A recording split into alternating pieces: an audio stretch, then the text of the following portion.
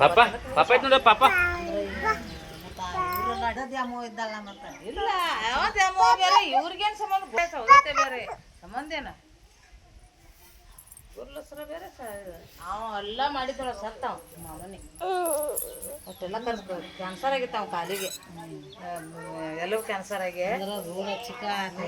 road ಹಚ್ಚಕ ನಾನು ಏನೈತಿಲ್ಲ ಅಲ್ಲಿ Dharwad road ಹಚ್ಚಕ Saundatti ಈಚೆ ಕಡೆ ಬಂದೇ ಇಲ್ಲ